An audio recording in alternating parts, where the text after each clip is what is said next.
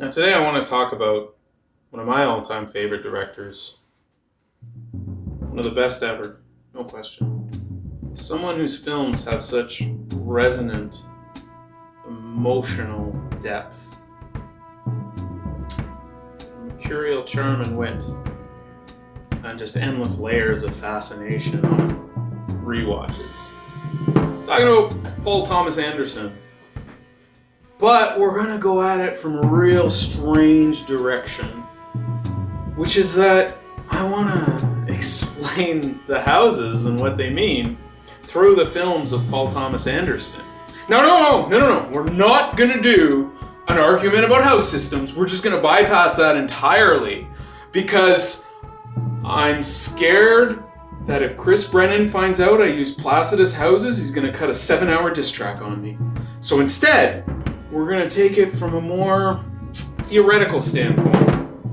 We'll get to this in a few minutes. First, I just want to talk about the chart of Paul Thomas Anderson for a minute. Ta-da!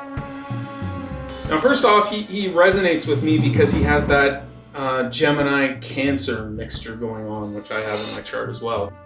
Paul having a Gemini ascendant ruled by a dignified Mercury in its own sign of Gemini is where you see his ability to craft this really clever dialogue, and he really goes out of his way to make it realistic and actually scripts in people saying things wrong in really funny ways. He's got this trickster mentality down pat.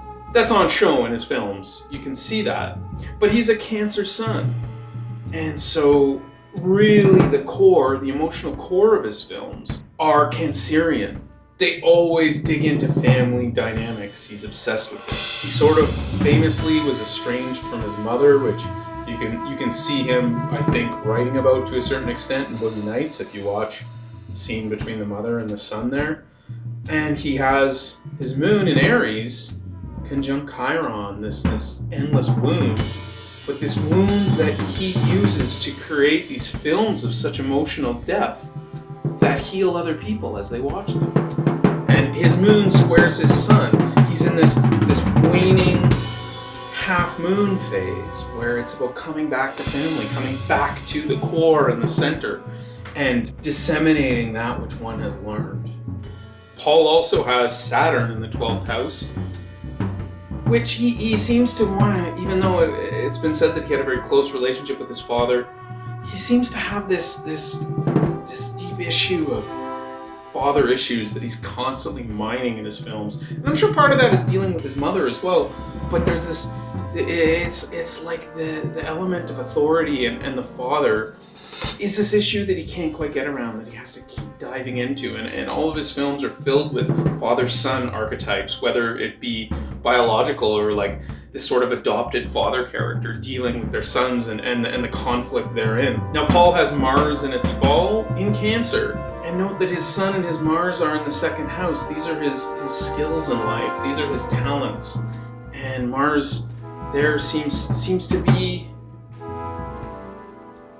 an ability for him to tap into people trying to do things for others and failing at it, trying to do the right thing for their own security in Cancer. But as it's in its fall, it's like he has this insight into people really messing things up and digging into the deep core reasons for that. The mechanism of the devouring mother archetype, or how someone can try and control another for their own self-interest, which is really the Cancer archetype. And then Paul has Venus in Leo right on his IC. This is where the core of his films have this interpersonal relationship just laced into it, and he's able, with the fiery Leo, to put that out there and be seen and be something that everyone wants to watch and integrate with. And now his MC is at 15 degrees of Aquarius. Now 15 degrees of Aquarius is within the 2nd decan of Aquarius, ruled by Mercury in both systems, both the Chaldean order as well as the triplicity system. So there's this profound mercurial element to the very middle, most stubborn degree of Aquarius. So again, you see how his Mercury, his dignified Mercury, is able to just imbue his films with the power of that Mercury. And Paul has a locomotive style chart, meaning that there's an empty trine and everything else is dispersed through this other 2/3 of the chart. And the leading planet moving into the rest of the trine is the moon. Huh. Think about that. And Paul's films are just relentlessly about the emotional qualities of families in the past, and they're so lunar. So he's got this fiery Aries moon conjunct Chiron, which rules his Sun and his Mars, his core energy, creative energy, and his ability to do things in the world has that martial spark. And so Mars and the moon have mutual reception in his chart. So there's a strong power there, even though Mars is in fall. And his moon, which might be the most powerful planet in this chart, especially considering it's a night chart, is in the 11th house of groups of friends.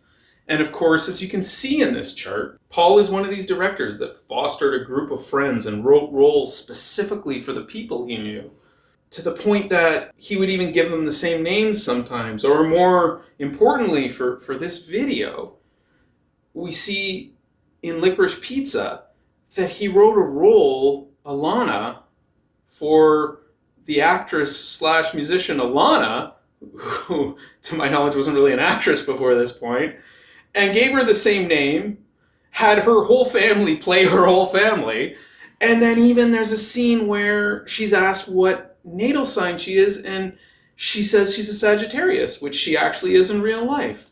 Which brings us to this more interesting point, which is that Paul Thomas Anderson has brought up astrology in his scripts numerous times.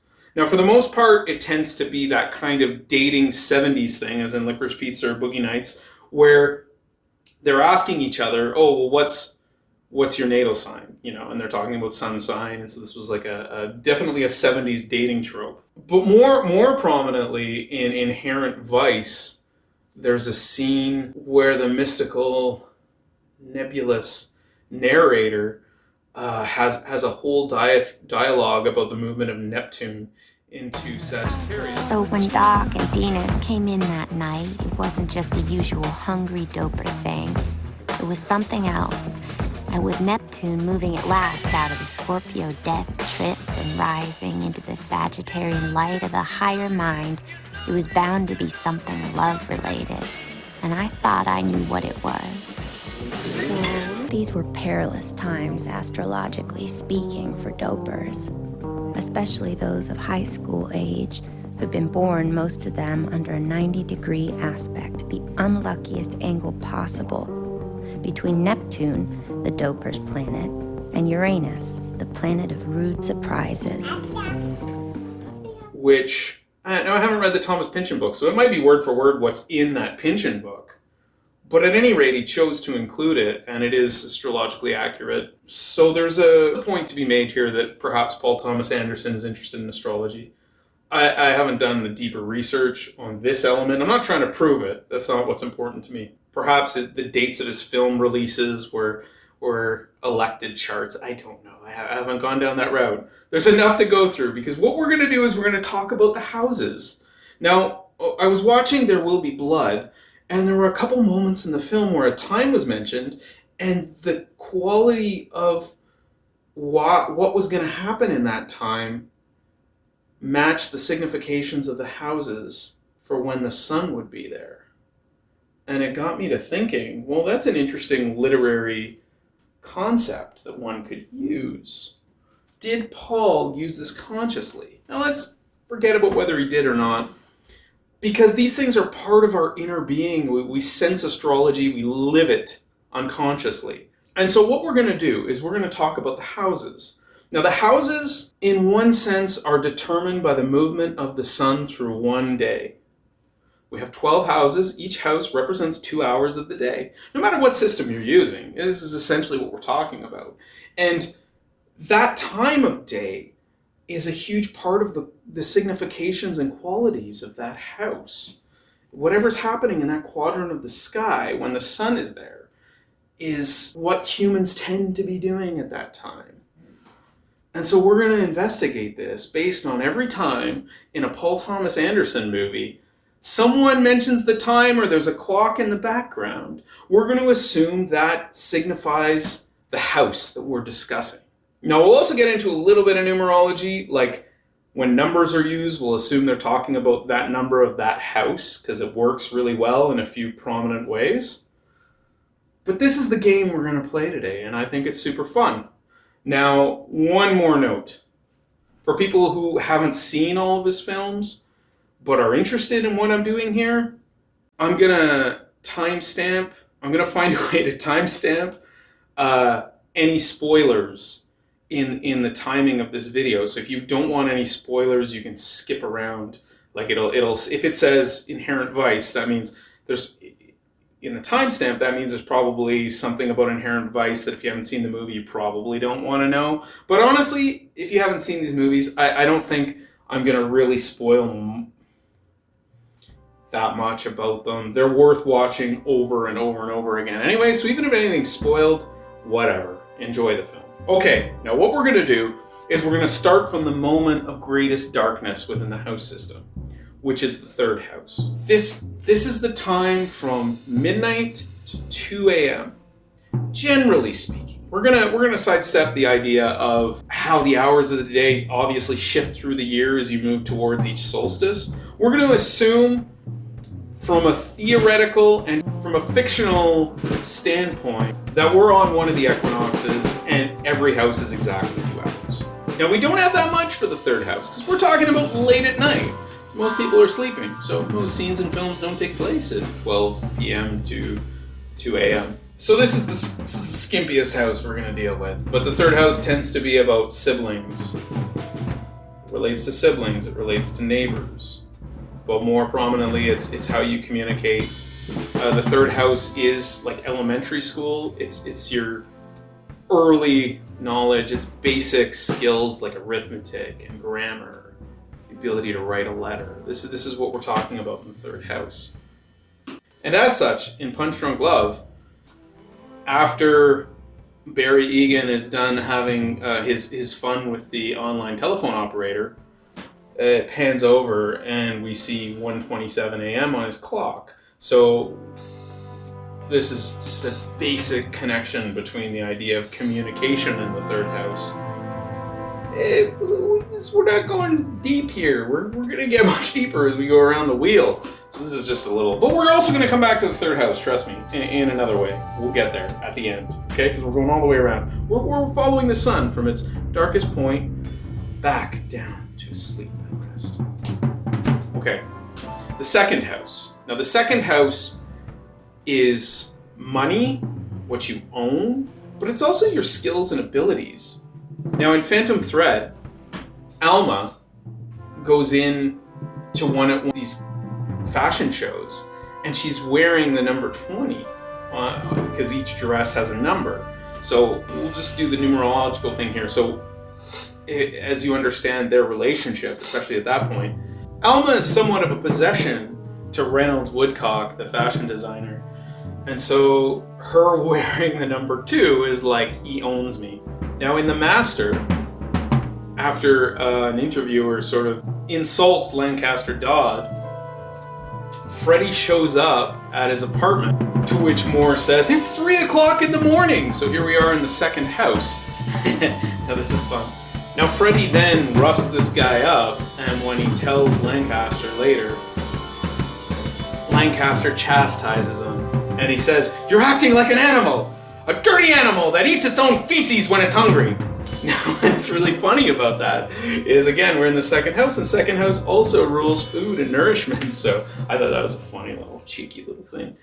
Now, when we get to the film Sydney, I'm not going to call it Heart 8 out of respect to the master, Paul, T.A. There's a comment about playing $20, and this is all about casinos and gambling and such, which, by the way, I learned in looking, just a quick little research, that Paul Thomas Anderson used gambling winnings to finance his first film. It's incredible, but anyways. But it makes more sense when we look at the chart of Paul Thomas Anderson, because his 5th house cusp is in Virgo. So it's ruled by Mercury, which is in its dignity in Gemini, as well as angular in the 1st house, which a planet in an angular house is considered more powerful. Now, to add to the power of the ruler of Paul's 5th house, Mercury is trining Jupiter, the planet of luck. That's as good as it gets.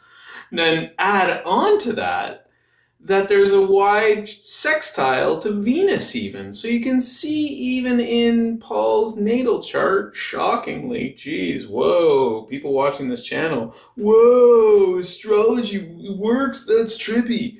You can see how Paul is actually someone that could make a living at gambling. There's a comment about playing $20. So here, the 2nd house, and it's all about money, right? Now this relates back to his first short, Cigarettes and Coffee, which is all about a $20 bill, and which gets circulated around. And what I found really interesting about this is that this character says that when he's losing at gambling, he has a ritual. And his ritual is he goes outside and he writes his name on a $20 bill. But he says sometimes a 10, but usually a 20. And then he goes back inside. Now what's interesting about this to me is that if you take 2 for the 2nd house and 1 for the 1st house, his name, his identity is the 1st house, and the 2nd is money, right? So this is losing his identity at the wheel. He's actually literally giving his name over to the casino. Now note, the 2nd house in antiquity was called the Gates of Hades, which I find super fascinating, because in terms of the houses, all the houses which don't aspect the ascendant in Ptolemaic aspects are considered evil because the identity of the chart can't see them. So that's the 12th, the 8th, and the 6th, as well as the 2nd, but often people don't talk about that one as being quite as negative as the other 3. And I wonder if it isn't our society's obsession with money and ownership. But mind you, it's still called the Gate of Hades, which is pretty special. So now we get to the 1st house, which is, in most systems, the most important house, and in general represents the identity of the person who owns the chart, or the identity of whatever chart we're looking at. So the 1st house is 4 a.m. to 6 a.m.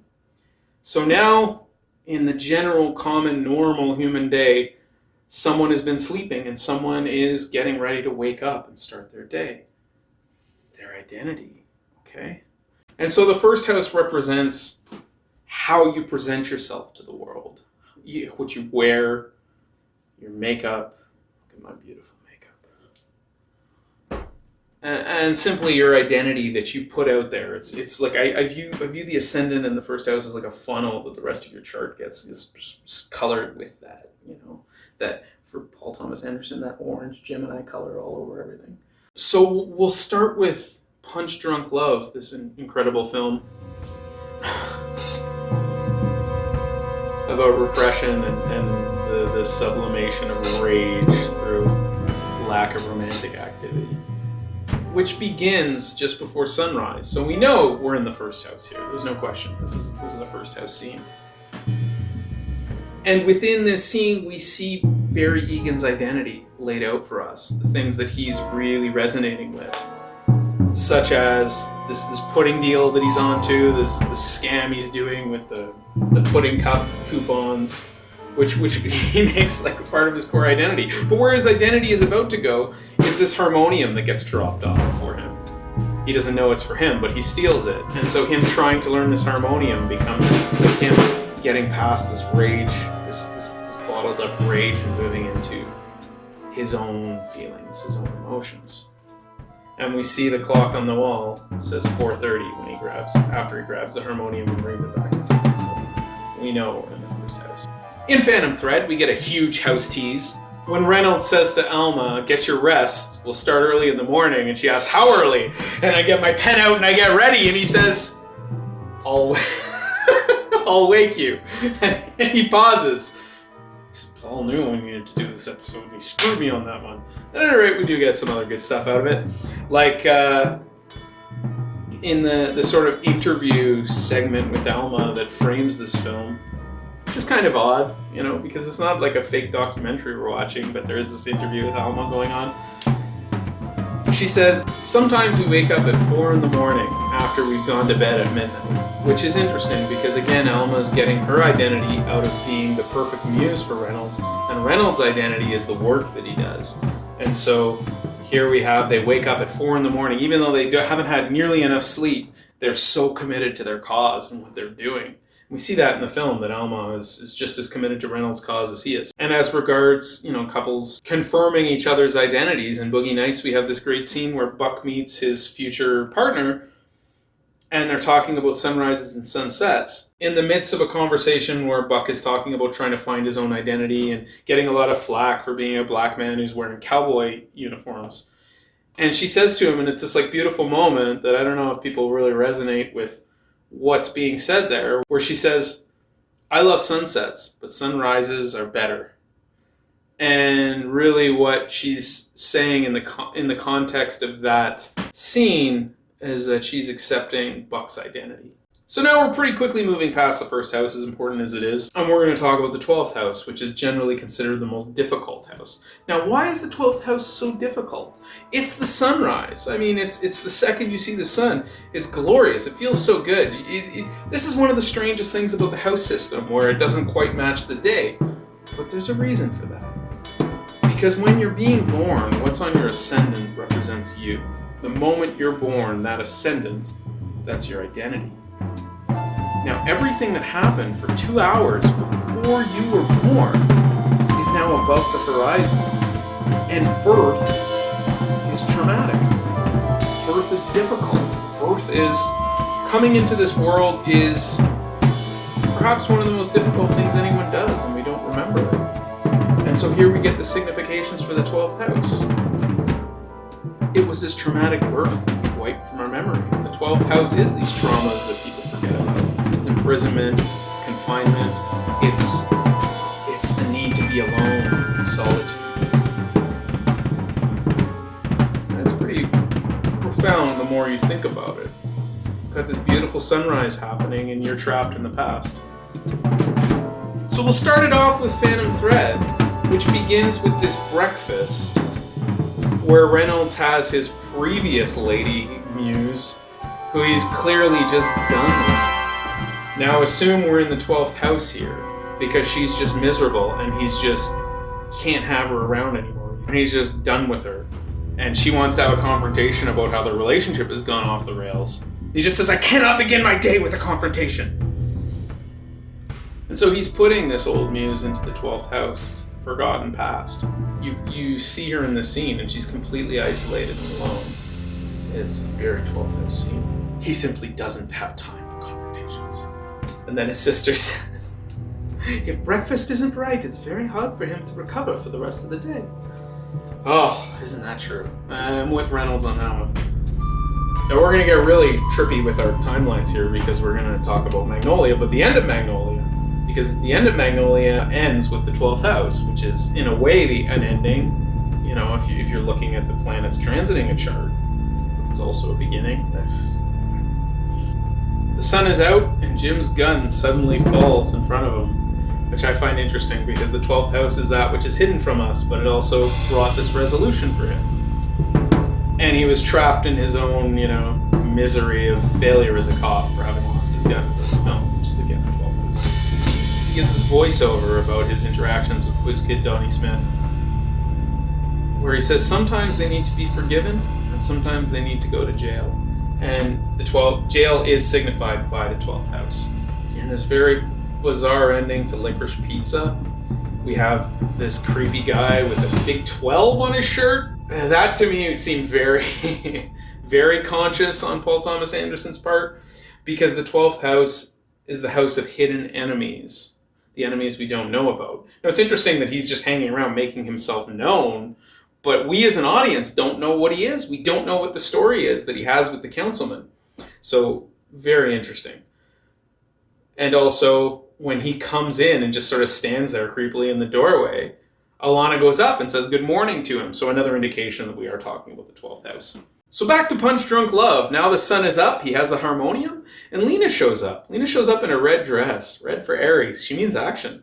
And she's saying, I thought they opened at 7. So we're right. So she's there for 7. And so we're between 6 and 8 is the 12th house. Now she's there out of this whole convoluted scheme with Barry's sister to hook them up, right? Barry has no idea about this. And what I find funny about this is we're in the 12th house. They're both in their own lonely seclusion, right?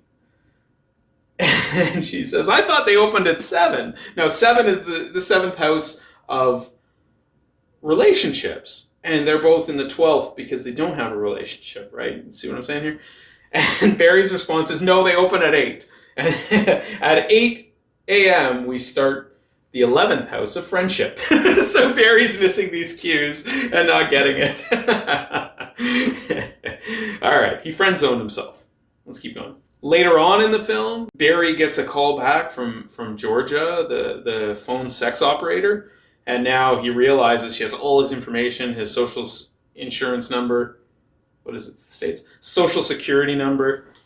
And we see on the clock 7:30 a.m. So now he's trapped in his own prison of having given his information to these blackmailers.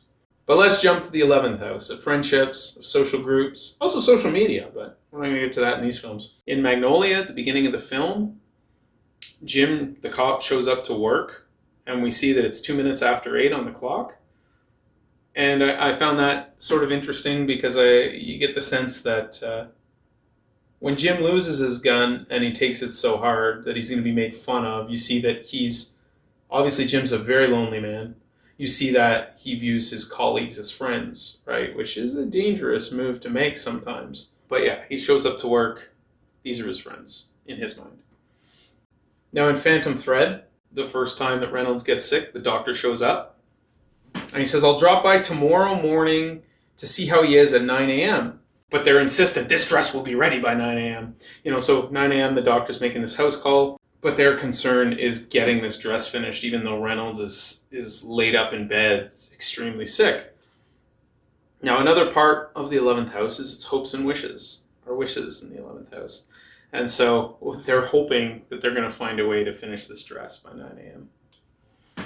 There's also the line, a house that doesn't change is a dead house. Now, what's interesting here is that the 11th house is a succeedent house, which correlates to the fixed signs. So the succeedent houses tend to stay the same. They're more rigid than the angular or the cadent houses. Licorice Pizza begins with class photos at a high school. And there's an announcement we hear over saying, freshman class portraits at 9:30, sophomore class portraits at 10:30. And so what I find interesting here is this is between 9:30 to 10:30, we're crossing from the 11th to the 10th house. Now, the 11th house of friendship, this early high school vibe of just friends, it's all about hanging out, it's all about, the social scene. Moving into later high school where you need to start thinking about your career, which is the 10th house. So this was an interesting, very literal one. So this opening scene is all taking place within the 11th house. And here's Gary hitting on this much older woman, Alana. He's hoping and he's dreaming. Gary is full of hopes and dreams, and that's the whole message of that scene is how we're seeing Gary. Gary's the dreamer, and he makes his dreams real. So now we're moving into the 10th house, which is career and status. It can also be seen as father or mother. Listen, we're gonna take that whole debate and we're gonna stuff it down into the 4th house because I think there's the most agreement that you can use both father and mother in the 4th. So we'll get to it later. We're going to try and sidestep that issue. In the meantime, 10th house is your career and status. 10th house is the midheaven. It's what's highest on the ecliptic at any point in the day. This is midday. This is where the sun is. This is leading up to... The 10th house ends at noon. This is leading up to your lunch break. And really, once you've had your coffee, once you've woken up, in a sense, in an 8-hour workday, I think 10 a.m. to 12 p.m. is probably the most productive part of the day. Probably where people really get their juices going before they go to lunch and they get sleepy and dreamy after lunch. We'll get to that. So in Inherent Vice, when Doc shows up at his office, which is in dentistry, whatever, it's a dentist office, his little place, we see on the clock it's 10 a.m. So Doc shows up to his site of work in the 10th house. Perfect. In The Master, after Freddy's gone AWOL near the end of the movie, he gets the call in the theater, or at least it's a dream that he got a call. It's strange. Freddy asks where to find him, and the Master says X marks the spot. Now X, obviously, is the Roman numeral for 10. 10th house. Freddy's purpose, his seemingly past life connection with Lancaster Dodd. And so, he's being called back to his purpose, to be the servant to this master. Then we have a real sad 10th house issue in Boogie Nights, where Amber Waves is going to this mediation regarding her lost son with the son's father. And she discusses how their visitation is only from Saturday at noon to Sunday at 7. So this is really interesting because we're talking about Saturday at noon is the 10th, 7th is relationships. And so you can see how her career in the porn industry took precedence to her being a mother and being a wife. It's more complicated than that, obviously, but there's this theme there. In There Will Be Blood, after the death at the oil rig, Daniel Plainview says they're going to shut down the oil rig until noon, which is really interesting because that implies that in the peak time of production, the 10th house, he was willing to shut down production. And then the burial would take place at noon. Now, noon to 2 p.m. is the 9th house, which is the house of religion. And of course, a burial tends to be a religious rite. But the 9th house is also philosophy. It's also law. It's also higher learning. It's also astrology. The 9th house is also dreams, which is interesting. Because I think when you're really deeply asleep, you don't remember your dreams. But when you've had a big lunch, then you take a little nap. When you're in that in-between zone of sleep and wakefulness, that's where you have these visions that are very clear to you. So that's why I think the 9th house, from 12 to 2 p.m., that siesta, that's where the dreams go. Now in June, a documentary Paul Thomas Anderson made about his friend Johnny Greenwood, recording music in India with these traditional musicians, this incredible collaboration. The film opens with a call to prayer, and the timestamp is 12:52. So here we are with this Muslim call to prayer in the 9th house. It's going to be more perfect. In The Master, Lancaster is in a radio station giving an interview. The clock on the wall says 12:08, and he says, "You don't have to change your faith or leave the congregation you belong to for those interested in freedom." So here we have a reference to religion and his philosophy. Very 9th house. When the Master really starts his brainwashing of Freddy, where he's having him do this ritual where he's walking back and forth from one wall to the other to try and break his will. He says, "Okay, we're going to have lunch on the veranda. Freddy, you keep doing this." Well, he's touching the wall and saying what he describes the whole way through lunch. Again, this is somewhat of a 9th house issue here. Freddy treating Lancaster's philosophy as a religion. In Inherent Vice, when he goes to the whorehouse and gets knocked out, Bigfoot discusses it as a alleged midday nap. The hippie lifestyle, he says. So here we have this relationship to the dream again, which then relates to this whole legal discussion. They have no evidence. They have no right to go there. Again, this is all 9th house issues. Now we've got another signification for the 9th house I haven't mentioned yet, which is that the 9th house is about foreign travels. It's about foreign nations, and it's about long distance travel. Now, Barry Egan's scam with the pudding is that the pudding cups are 99 cents. So there you go. He gets these travel points, these air mile points for 99-cent pudding. Which leads us to the 8th house. So now we're going to get really deep into Sydney, which was renamed by the studio Hard 8, which honestly isn't even a bad name. Sorry, I shouldn't say it. But, when you get into the significations of the 8th house, it makes a hell of a lot of sense to call this movie Heart 8. At any rate, the Heart 8 is a symbol that Paul Thomas Anderson uses throughout the film. It didn't come out of nowhere. But the 8th house primarily represents death. It's the house of death.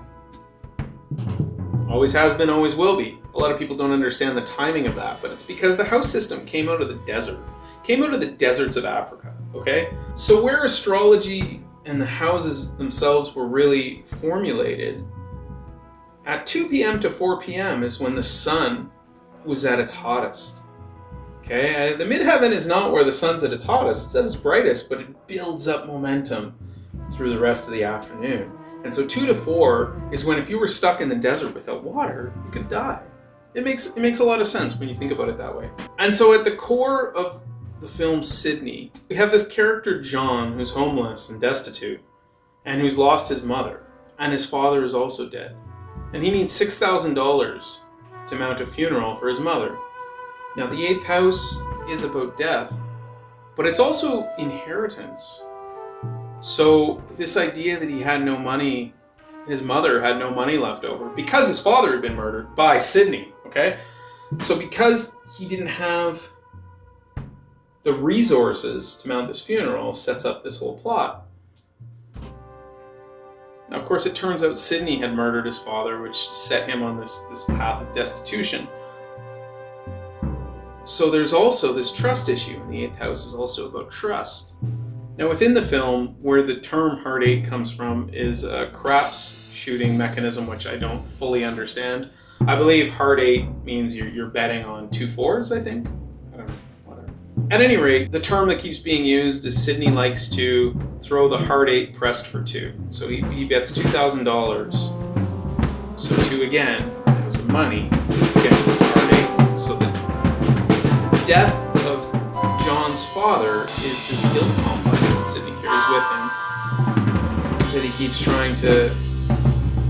keeps trying to surmount by trying to take care of John and taking him on as his own son, whereas Sydney has lost his siblings to whatever chicanery he's gotten up to in his life.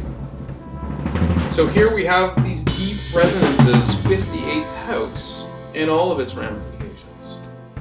And much of it is family lost based on money. It's just about money. Bad decisions about money and people dying. Heart 8, pressed for 2. Now, Paul Thomas Anderson's first short film, Cigarettes and Coffee, which resonates deeply with Sydney, by the way. It's clearly like a forerunner to that film. We see this $20 circling theme, and whereas his character has hired a hitman to kill his wife that he believes cheated on him with his best friend, and his best friend, he then went out and gambled and won almost $8,000, he says. So again, we have this theme of 2 and 8, second in the 8th house. In Punch Drunk Love, when Lena shows up with Barry's sister, the clock looks like it's saying 2 p.m., but they're talking about going to breakfast, so it's very confusing, unless they live the kind of lifestyle I live, where 2 p.m. is like a pretty early breakfast.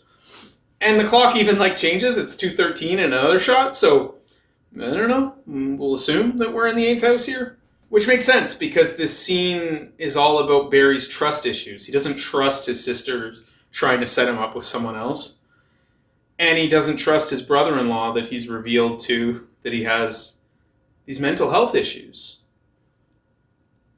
And in the meantime, there's an accident in the background where someone almost gets killed. So we have all these 8th house chaotic issues happening all at once.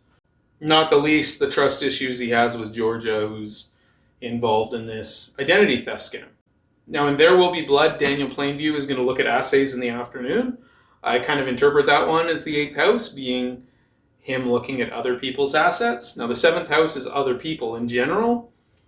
And so the 8th house is second from the 7th, making it the assets of other people. You can turn the houses. This is a little bit beyond what we're doing here, but the 8th very prominently has that turned house signification of other people's assets. And now we get to my favorite Paul Thomas Anderson film, Magnolia, which I think is just a cathartic masterpiece. The layers of that film and the experience of going through it just, even in the intro as the characters are being introduced, I'm sobbing because it's just like these friends are coming back to me. Anyways, now we know what a loser I am. So there's a couple of houses that are deeply, deeply resonant in this film, and most of the activity happens within the hours of these houses. And there's times put up on the screen throughout the movie, and everything with all these disparate characters are all happening at once. And so you can see that the themes of the house are going on within that time, and it's happening for all the characters at once. This gets a little bit complicated, but we'll walk through it a little bit. So we have Jimmy Gator, who is the talk show host who's been diagnosed with cancer. He's talking to his wife on the phone, and within this time period, he's revealing to people around him that he got the diagnosis today, and he does have cancer, and he's going to die. It's malignant. He's going to die. We see on the clock 3:10. We know we're in the 8th house. And we're also, with other characters, we're seeing the commercials on TV for this show. And the show itself starts at 3:30 p.m. So we know that the show begins within the 8th house. And the show itself relates to these trust issues between Donnie and his parents and Stanley and his parents. Whereas Quiz Kid Donnie Smith had his winnings from that show stolen by his parents, Stanley is not being treated with respect by his father. And probably also his winnings are going to his dad and his mom, we assume. Now, Stanley, as he's getting dropped off at school, in an earlier scene, says, "Dad, you need to pick me up at 1:30. Okay, 1:30, we're in the 9th house here. 9th house of wisdom, wise philosophical choices. And Stanley is learning at a university level as a child, right? But his dad had said, be ready by 2. So while Stanley's in the 9th house, his dad is thinking 8th house, shared resources. And when it comes time to be picked up for the show, his dad is late. We're in the 8th house again of trust issues. Now we jump to Phil, the nurse, taking care of Earl, who's dying of cancer. And he's trying to bring Earl's dying wish to be able to see his son again to life. What an 8th house branch of experiences this is. So he's calling he buys a bunch of porn magazines from a delivery service, and this is all taking place within the 8th house, which also I'll put in here that the 8th house can also relate to sex. Although a porn magazine I would put in the 5th house pretty resolutely, I think the 8th house can be sex as a function of a relationship. So the 2nd from the 7th. Less than, pornography or like a romantic hookup. Then we have people talking about death. Frank is talking about death. So then Linda goes around to her psychiatrist to get drugs to deal with her own mental health issues, and then goes to the pharmacy to get liquid morphine, which we all know is a death sentence, right? For people who are deep into their cancer journey. And so she's questioned by the pharmacy because they think she's either going to use them recreationally or literally for suicide. And Linda says, have you, and she freaks out, right? It's a great scene where she's, how dare you judge me, right? And then she says, have you seen death in your bed? Which is pretty powerful. Meanwhile, Phil gets the phone number to get a hold of Frank Mackey's business, selling, selling solar confidence to people who can't get laid. And as this happens, we enter the 7th house now. And the 7th house, first off, is the descendant. And the descendant is where we take energy in. It's the setting sun. 7th house begins at 4 p.m., 4 to 6. In our theoretical framework, of course, right? Like, it's not always that way. So the 7th house of partnership, primarily, I mean, you go there first for your life partner, but it could mean any other person as well. But it begins at 4 p.m., which I find interesting because it's like you get home from work and you're preparing for dinner with your lover, right? Like that's the 7th house. And so Phil gets through finally in the 7th house to someone at Frank Mackey's organization who can help him get in touch with Frank and connect the father to the son. Now, the 7th house can also be a partner in healing. So say in a decumbiture chart where you're looking at health, someone getting sick and how do we heal them, the 7th house would be the doctor, the partner in healing you. And here we're talking about emotional healing. Now, concurrently, Jim the cop has a domestic disturbance call at Claudia's apartment. She's snorting coke. blasting music. Some good music. And he's clearly attracted to her, and this immediately turns into this romantic dance. Here we're in the 7th house, and they're doing this dance to Carmen where she's trying to hide her coke, and she's scared that the cop is going to bust her, and then is slowly realizing he's hitting on her. Very bizarre scene. Beautiful, amazing scene. But the 7th house is not just your partner in love, it's also your partner in hate. Because the 7th house also denotes open enemies, okay? Which I love that astrology has these opposing significations for the same thing.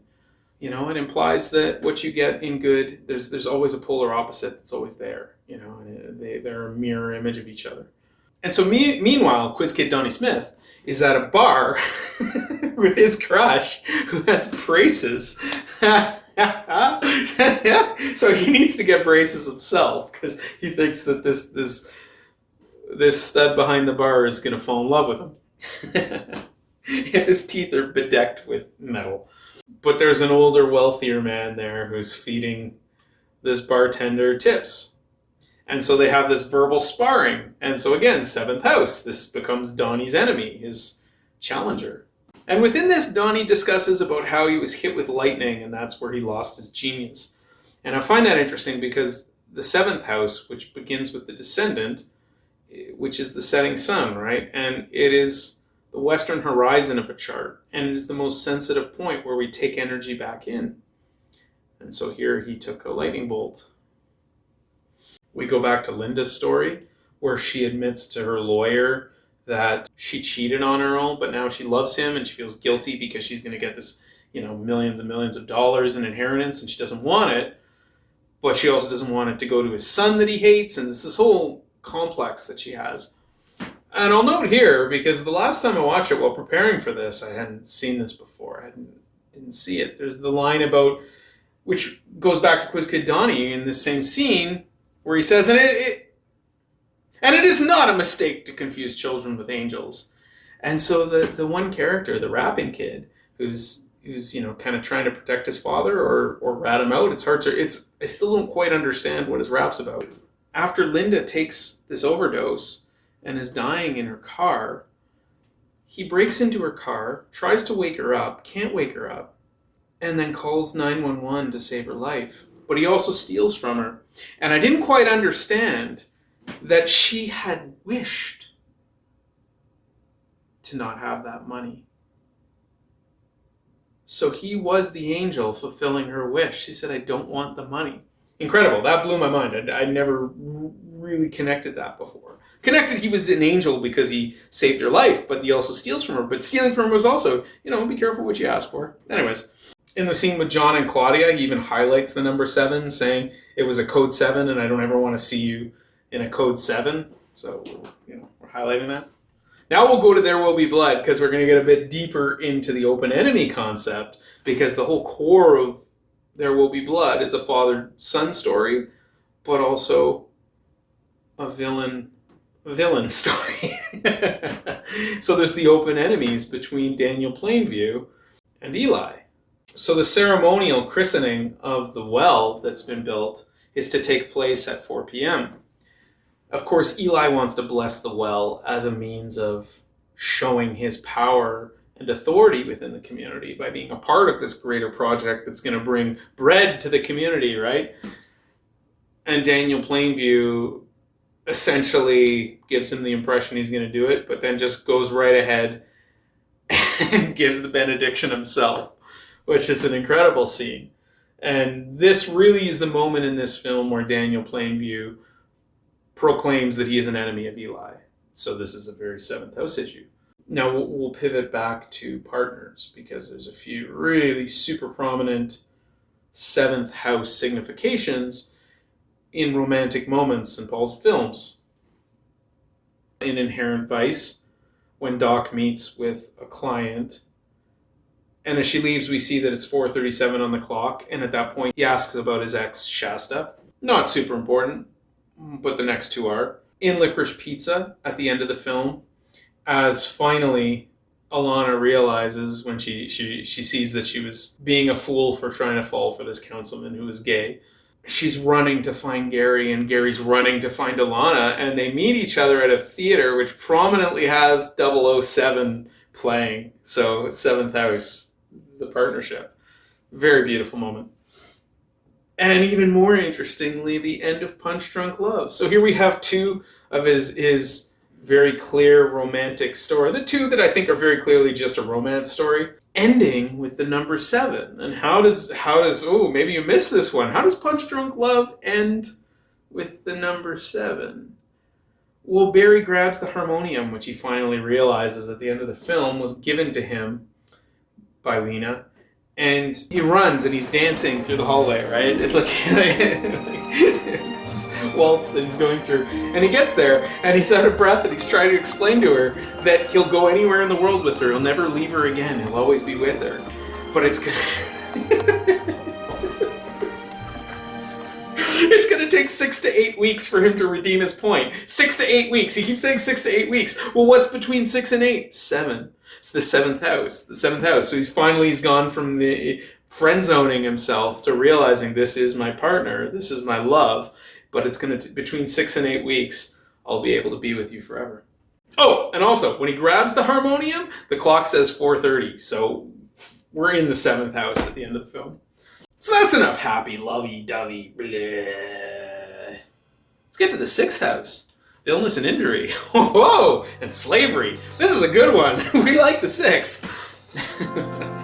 In The Master, we have a really fascinating moment where Dodd and Freddie really connect for the first time, where the Master sits them down to do their processing, which is essentially like a brainwashing technique. He states the time and he states 1800 hours. So we're right on the sun setting, right? We're at 6 p.m. We're starting at the 7th house, where they're equals, and moving very swiftly into the 6th house. And the 6th house denotes, in the past, it would denote your slaves, right? That's where astrologers would put your slaves. In modern parlance, we'll view it as like your underlings. You know, like if you're a boss at work, your employees are going to be in your 6th house. So we see here within this weird processing scene, Freddie moving from a friend into the 6th. And we're digging into kind of like Freddie's mental illness and Freddie's traumas, and we find out that he had slept with his aunt, and he asks how many times, and he says 3 times. Now, interestingly enough, the 3rd house relates to your aunts and uncles, as well as to your siblings and cousins. But you can even get to the 6th house for your aunt via turning the houses, because the 3rd from the 4th, which is your parents, lines up the 6th. Because you count 4, 5, 6, that's how you turn the houses. The 4th is the 1st. We're not supposed to be going there. Dodd asks him, do you often think about how inconsequential you are? Well, again, this is showing a master to his slave. We see him talk about his sweetheart from before the war, Doris, and we see him go back to her house, and the address on the house is 619. And I find this interesting because he lost her by going off to war and then not responding to her, and for some reason not engaging her while he's going through his own traumas, right? But the 6th house, which you could put a soldier in the 6th house as well, being a servant of the army. And then 1, his 1st house is identity, and 9, foreign travels. So him joining the army and going off to a foreign land. And at the end of this like processing thing, Dodd says, you're the bravest boy I ever met, which really just confirms that he is superior and Freddie is the inferior. Now in Sydney, we have another interesting iteration of the number 6. We've got the 8 and the 2, so we've got two of the difficult houses that don't aspect the ascendant. But we've also got the 6th highlighted within it, because it begins with John needing $6,000 to bury his mother. And because he needs that money, because Sydney feels indebted to him for killing his father, he finds a way to teach him the ropes of whatever scams they have going on in Las Vegas with gambling to get the $6,000, the 6th house. Sydney is a slave to his past. And by the end of the movie, the character Jimmy blackmails Sydney, trying to get, I think it was $10,000, to not reveal to John that Sidney had killed his father. But in the end, Sidney only has $6,000, so he gives him $6,000. So again, we have this image of Sidney being a slave to his past. Sidney trapped in the sixth house for the sins of his past. In Inherent Vice, Doc has to meet someone at the club at 6 o'clock, which implies again that he's trapped or enslaved to this conspiracy. And at the end of the film, when Coy gets out of the drug rehab center, the sun has set, so we know we're in the sixth house. And we're dealing with an illness in the sixth house, right, of his drug addiction. And Coy says to Doc, when you save someone's life, they owe you theirs. So again, we see this sixth house servitude theme. In Licorice Pizza, Gary says that he takes his brother every day to Tasty Freeze at 6:30, and he's in bed by 7:30.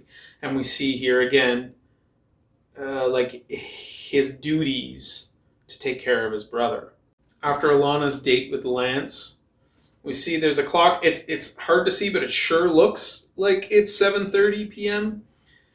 where Gary calls her and won't say anything. He just wants to know where she's at. He claims he's Lance to her sister to get her on the phone. And I mean, I relate that one to the sixth house of like that sickness in your gut, you know, the woman he loves is with another man. So it kind of connects there. Just like in Magnolia, where Frank Mackey's giving his presentation and he's talking about how to manipulate women to all these tragic men. And he says you need to stage a tragedy.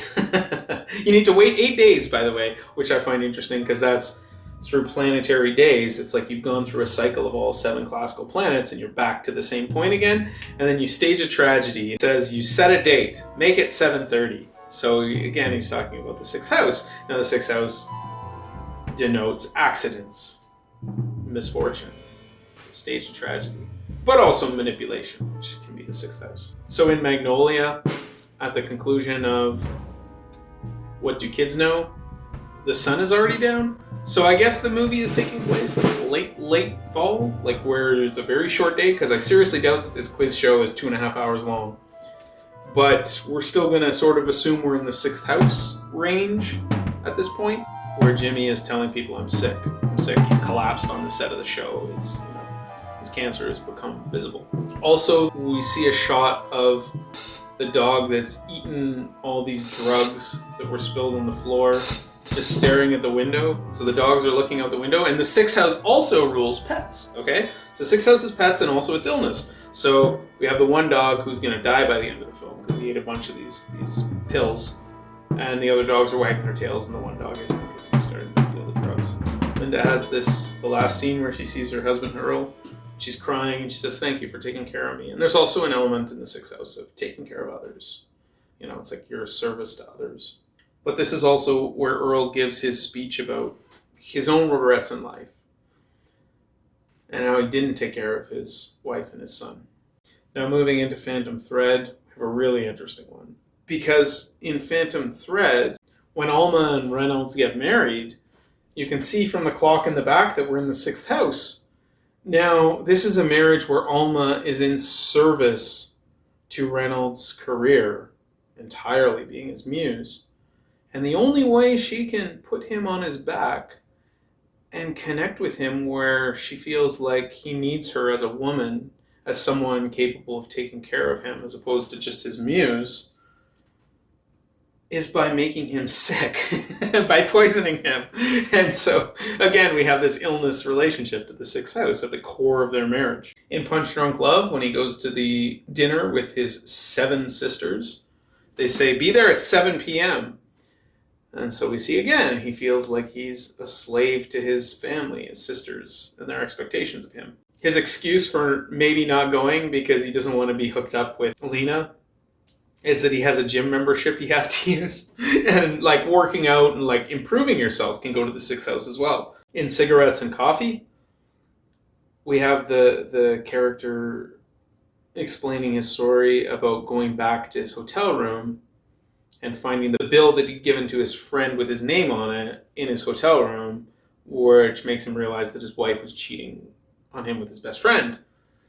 And he says, aren't they supposed to, it's 7 p.m. Aren't they supposed to be here? Talking about his best friend and his wife. 7 o'clock, 6th house. And she says, no. She says, no, we were going to meet them at 8 o'clock, not 7 o'clock. 8. Now 8 o'clock begins the 5th house, which is the house of pleasure. So certainly an affair would go in the 5th house, for sure.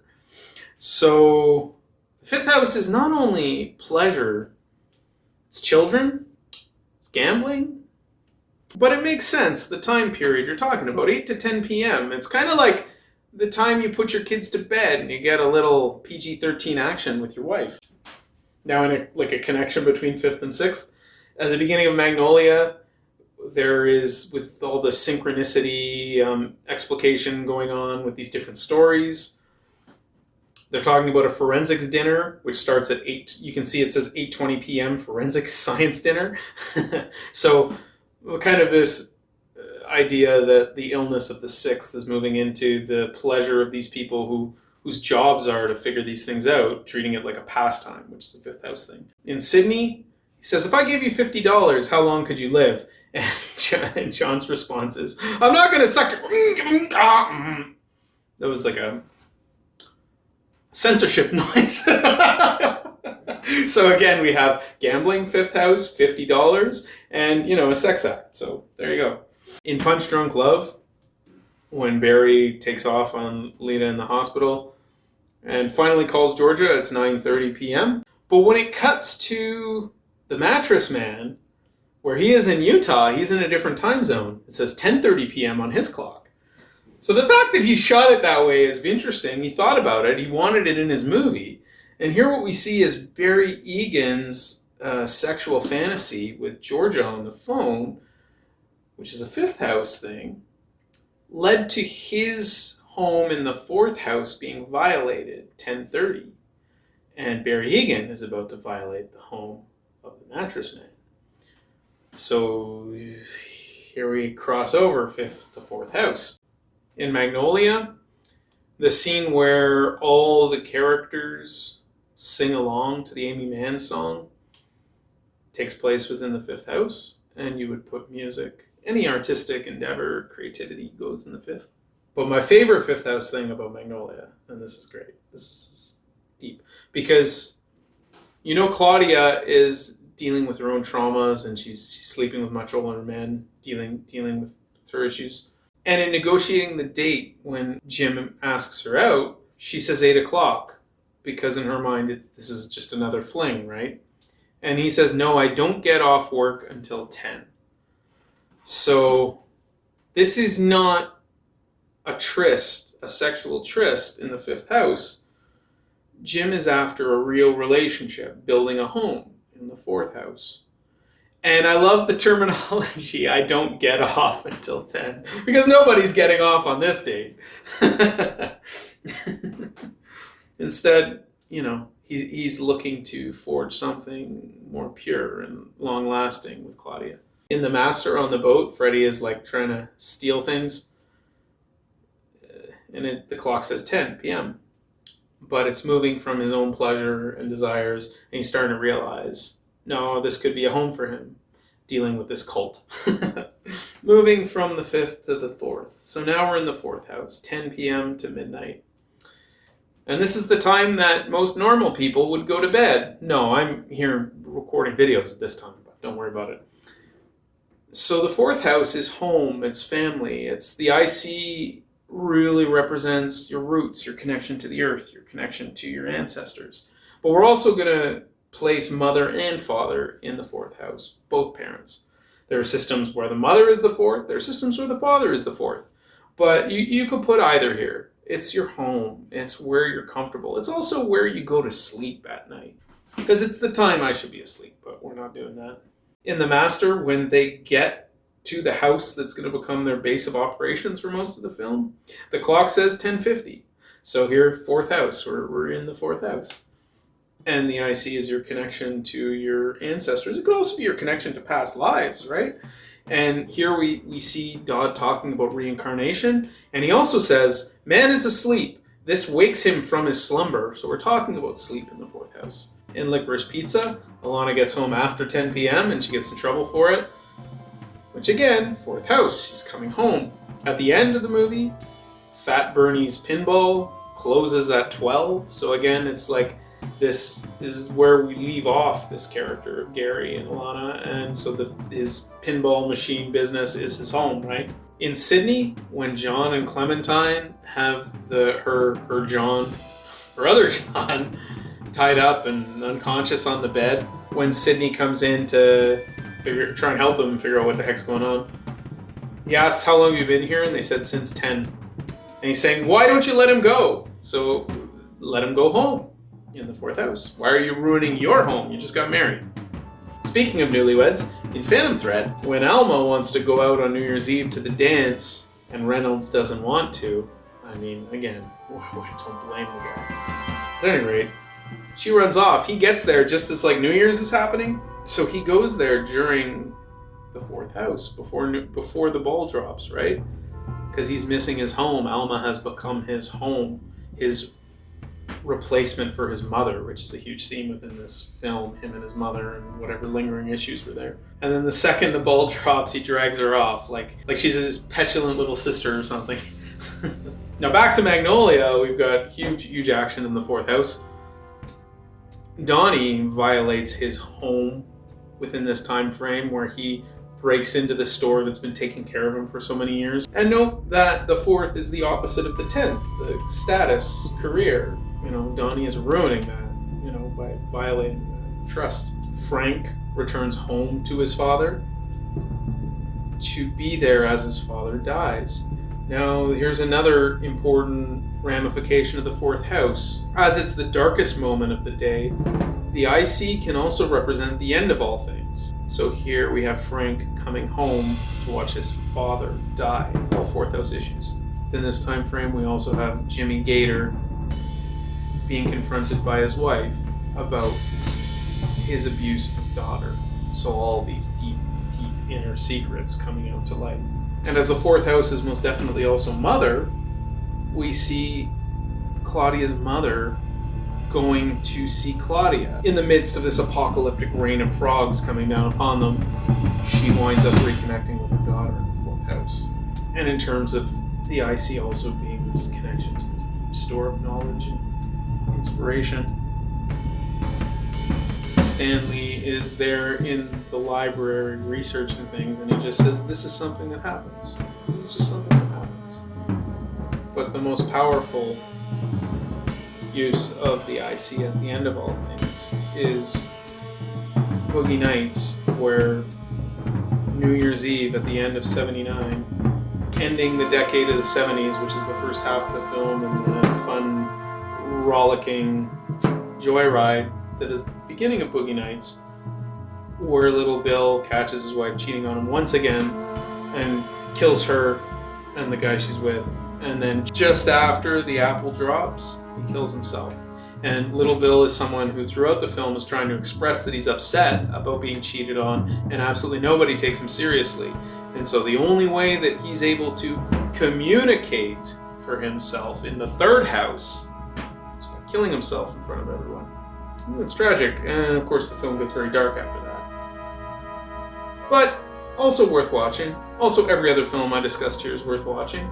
Also, you know, can't wait to see what else Paul Thomas Anderson does.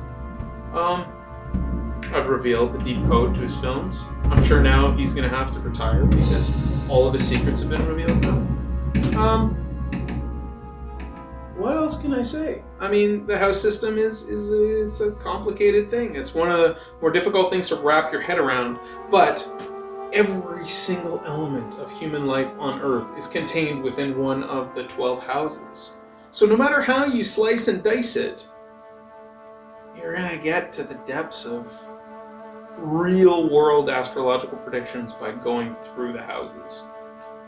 And that's a deeper art. That's well beyond the purview of this video. I just wanted to talk about some great movies. That's it. Bye.